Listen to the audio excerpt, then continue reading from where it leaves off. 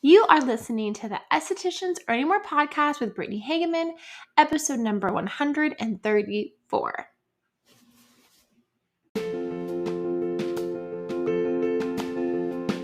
Welcome to the Estheticians Earning More podcast. On this podcast, we talk about how to love your esthetician business without the hustle, exhaustion, or overwhelm as it booms into a successful business. I teach simple ways how to approach your business that gives you your life back while still growing a profitable business.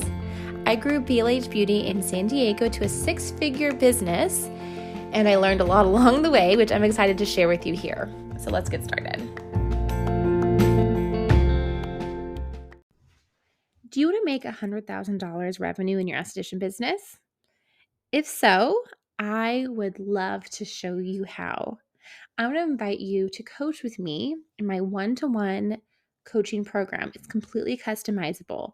The way that it works is we sit down and figure out what you've been doing in your business that hasn't been working, and then make a very specific plan that I help you follow over the course of 6 months to get it done. We meet weekly for 30 minutes and discuss exactly what went well that week and we're going to do next week, whether it's your pricing needs to be raised or you need to have boundaries with your clients, or if you need to learn how to sell skincare, or you need to niche down and you're doing way too many services and not making money, or all of the above. Whatever the issue is, whatever the reason is you're not making money, we'll figure it out together and we will grow your business into a really profitable business that's sustainable, that you love, and that really helps people.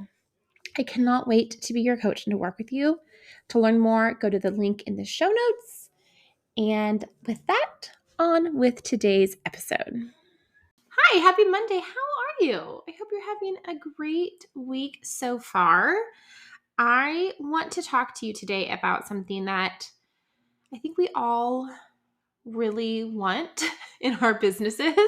And that is being at the top of your client's budget, their monthly budget, how they spend their money.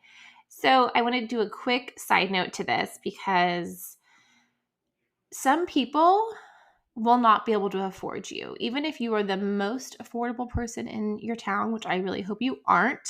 I hope you definitely are more competitively priced on the higher end. But even if you are the most affordable person in town, people are not going to be able to afford you. And that may be hard for you based on who you are as a person, your own personal circumstances from maybe when you were a child or a young adult, and you want to help everybody. And that's just not possible with business. That's possible with nonprofits, but you are not running a nonprofit, you're running a business. And so I just want to remind you of that because I know a lot of you, this is very hard for you, not being able to have everyone afford you, because you may really like someone who walks in the door who really would love to get your service, but they can't afford it. And you trying to figure out a way for them to afford it is hurting both of you because it's not something they can commit to long term. So it's very stressful for them. And then you aren't really getting the money you need to make so you can actually make money in your business and actually take a profit and grow your business. And so it's not really helping you either.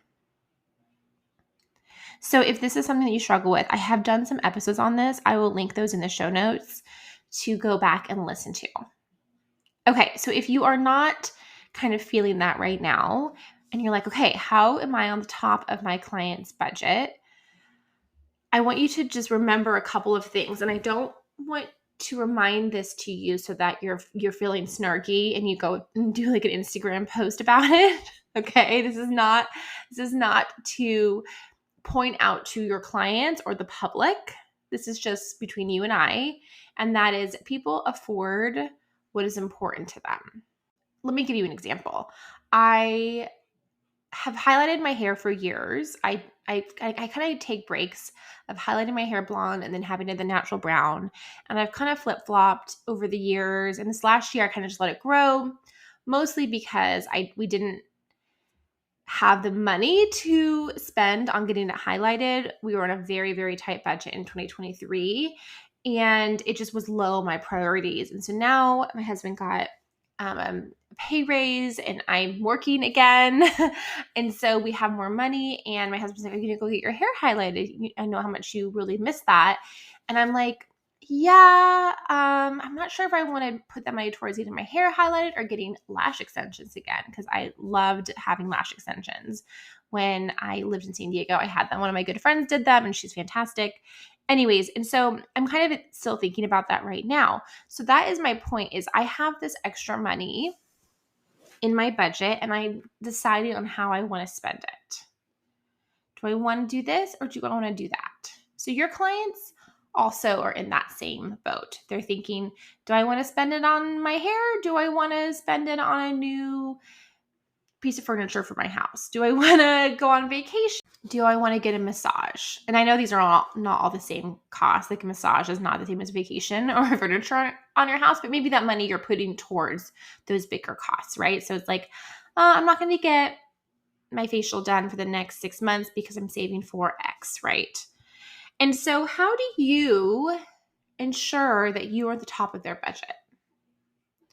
There's a couple different ways that I have found this to be successful in my own esthetician business, as well as my clients as they've been working. It depends on exactly what you do. So you have to kind of think about what you do and how that may be different for you. But there are some general things that no matter whether you do waxing, sugaring, lashes, brows, acne, aging, all the things, whatever it is, there are some things that is universal with whatever services that you do. And that is, first, having genuine connection with your clients. I've talked about this on previous episodes, but it's really being present when your clients are with you. So you are not on your phone texting other clients back. You are not distracted doing something else. You are 110% focused on them. There is no other anything happening. They are not only paying for you for the service, but they're paying for your attention and that one-on-one attention that you're giving them. I have considered in the past trying to take clients in this business when I have like a babysitter besides my husband, like with my daughter. And the thing that I know about my daughter and a babysitter versus my husband is if my daughter decides she's going to come and bother me when I'm on a work call, he will physically like take her out of the house, right? He'll like physically remove her, take her out of the house, go to the park, something. If they're home, usually they leave the house. But a babysitter, that may be very hard to physically stop a 3-year-old from coming up the stairs, especially a babysitter, and barging in through my call. And that would be very distracting for me, and I would kind of be flustered and it'd be very distracting for my clients. So I've been very intentional to only schedule calls if my child's out of the house at preschool or my husband is the person taking care of her, because it will not work having her ability to like come in and talk to me. I know that's probably not the case for you. A lot of you don't work from home with your clients, but it's the same idea. You want to be completely and totally focused on. I recently got my haircut, you may know. I got bangs and I saw someone new and she was very sweet and she was very focused on me for that entire hour, talking to me, not talking to the other people who there was doing hair. I mean, she talked to them like a little bit, but she wasn't having a conversation with them, right? And so I just really want to encourage that for you. And also, you may have a client who's very quiet and doesn't actually want to talk to you, but wants your full energy attention. And what I mean by that again is you're not distracted. You're not typing away on a computer or on your phone. You're not just like they're there and you're kind of ignoring them and it's quiet. You're there and you're just allowing their peace. When I used to work with clients and I put an enzyme on them, that would be for, a period of time for a few minutes. I wouldn't sit on my phone and scroll. I would just sit there really quietly and like rest, especially if they were resting. I just allowed that time for them to rest. I knew they'd be able to sense my movements, right? They'd be able to sense my hand moving and like my energy. And I really wanted them to have that kind of just calm and peace. And so I just also just like would relax my brain as well and really try to go into a relaxed state so that was the energy in the room. Okay, so being genuine and intentional when clients are here, that's the number one thing. Number two thing, and I've also talked about this recently, but I'm going to remind you because this may be something you need to work on this year in 2024, is being really, really freaking good at what you do. Your service is really, really fantastic. So the way that I did this with acne, I know a lot of you who listen to this do acne, is I followed the face reality protocols to a T, right? I didn't really go off script, but I did extractions exceptionally well. And I can say that with confidence because a lot of my clients, as I've said before, have told me they've tried many other estheticians after I left San Diego, and no one does extractions like me, and they are very disappointed about that. And I'm not trying to put it down anybody else. We all have just different styles and different techniques. And there are some people who absolutely hated my extractions. And so it is not like I'm the best person ever, but I am very good at extractions. And a lot of times will watch extraction videos and be really frustrated because they're not doing it right in the way that I want to do it, right? This works for them, great, but it doesn't work for me.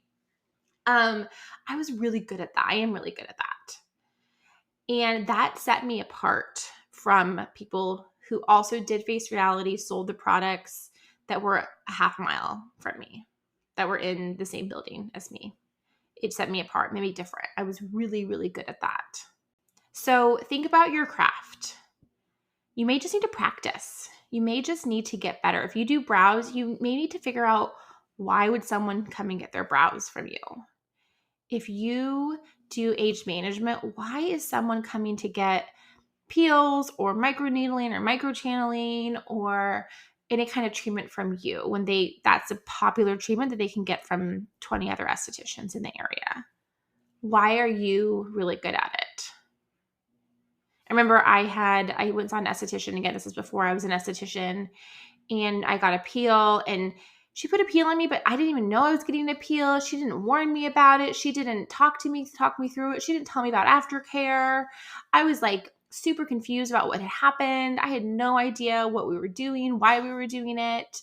So I really want you to think through your service and think about all of these parts of the service that is not just actually the service, but how you talk to them, how you explain things to them, how they understand what it is happening to them, all of the things. It may be super obvious to you, but it's not obvious to the client. If you do Brazilians and someone is coming in for Brazilian, even though they signed up for Brazilian, they may not really know what that means. And so it's really important to have that conversation with them.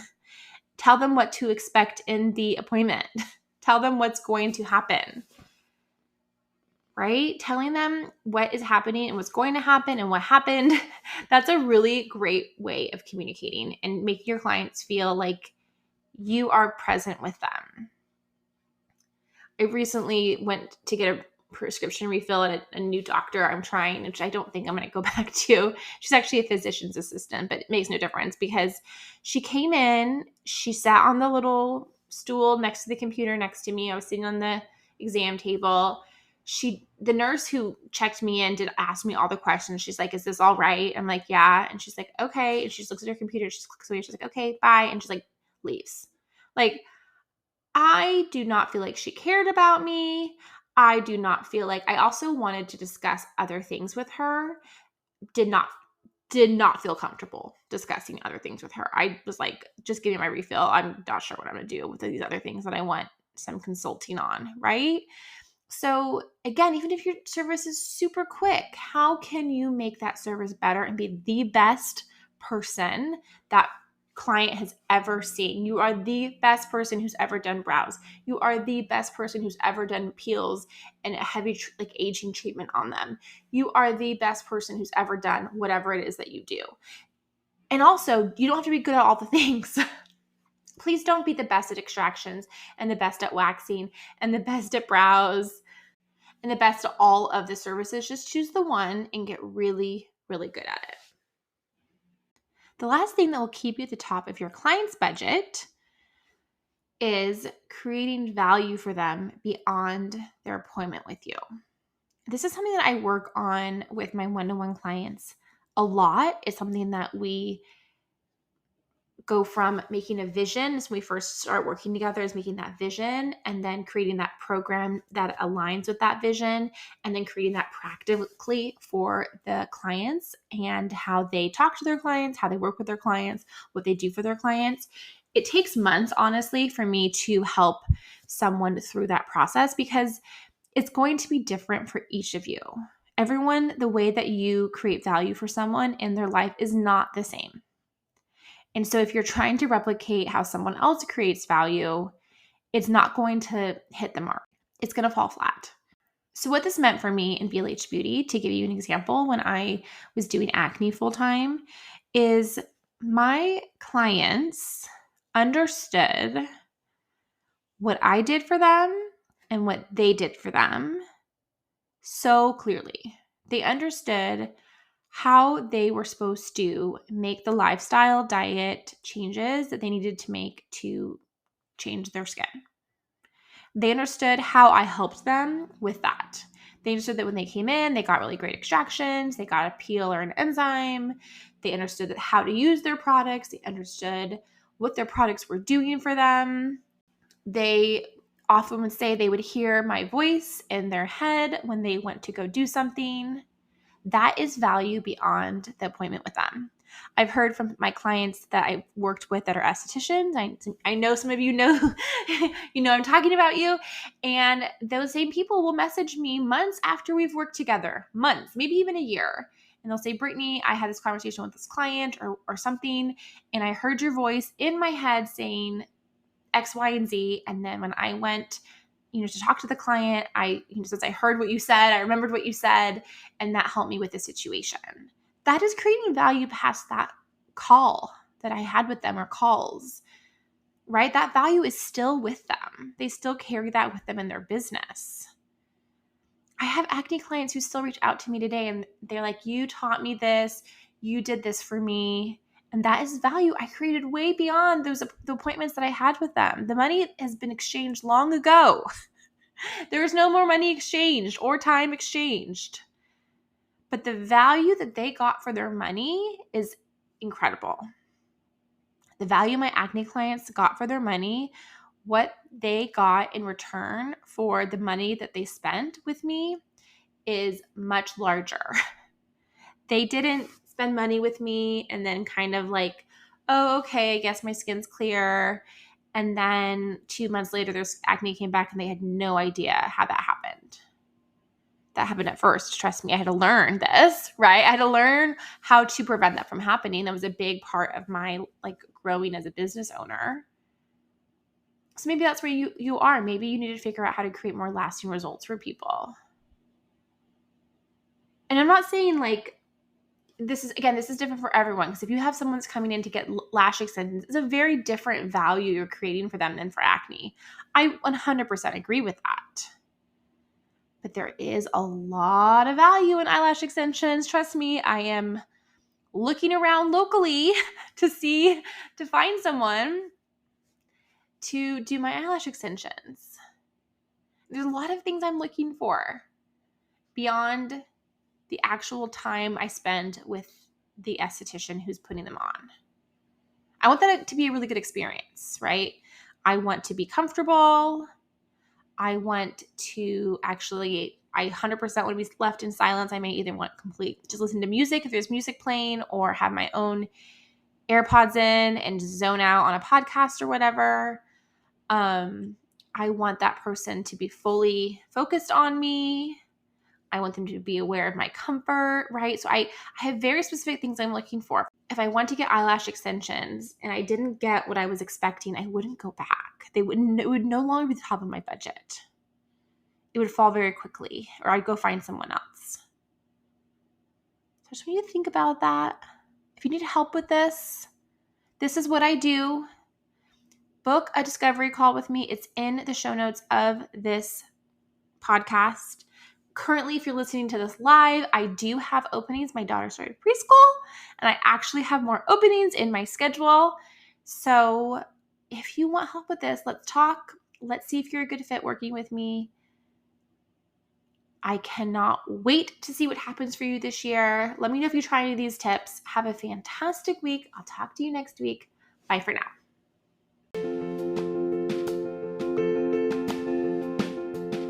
Hey, if you like this podcast, please rate and review on whatever podcast platform you're listening to.